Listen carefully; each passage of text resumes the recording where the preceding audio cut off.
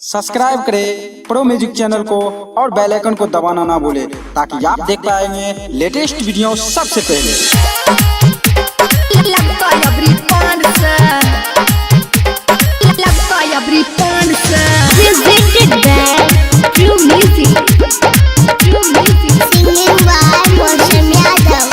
राखी हमें बंधावा कले भैया 500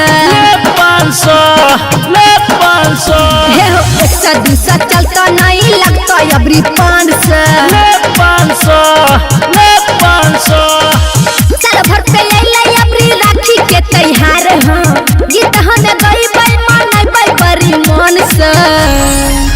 हे हो राखी हमें बंधावा कले भैया 500 हे हो 100-200 चलता नहीं लगता अबरी 500 विकास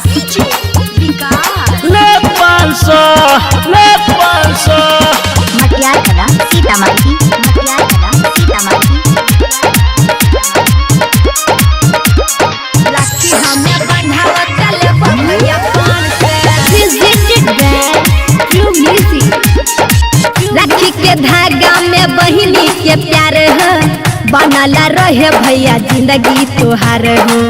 रेशम के धागा बड़ी होला महान हो भाई बहन के कब छूटे न साथ हो भैया राखी के धागा में बहिनी के प्यार हो बनला रहे भैया जिंदगी तोहार हो रेशम के धागा बड़ी होला महान हो भाई बहन के कब छूटे न साथ हो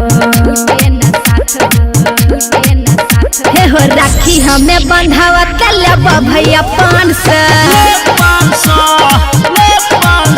सुनो 100-200 चलत नहीं लगता अबरी 500 साल भर पे भैया राखी के त्योहार हां गीत हमें गाई मानई बड़ी मन से हे हो राखी हमें बंधावा कले भैया 500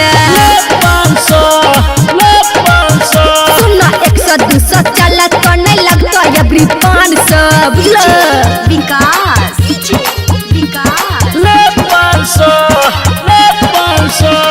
मटियार कला सीतामढ़ी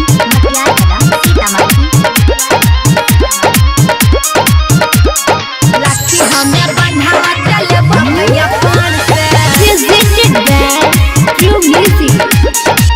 लेके जन्म जब धरती पे आइब हो जन्म भैया तोहरे के पायब हो मिले ई घर मिले यही परिवार हो बनला रहे भैया जिंदगी तोहार हो सुन भैया लेके जन्म जब धरती पे आइब हो जन्म भैया तोहरे के पायब हो मिले ई घर मिले यही परिवार है बनला रहे भैया जिंदगी तोहार हो हे हो राखी हमें बंधावा कले भैया 500 सुनो 100-200 चलत नहीं लगता अबरी 500 साल भर पे भैया राखी के त्योहार हां गीत हमें गाई मानई बड़ी मन से हे हो राखी हमें बंधावा कले भैया 500 सुनो 100-200 चलत नहीं लगता अबरी 500 हे हो राखी हमें बंधावा कले भैया 500। बाबा खलीफा रिकॉर्डिंग स्टूडियो परोरा बेगूसराय।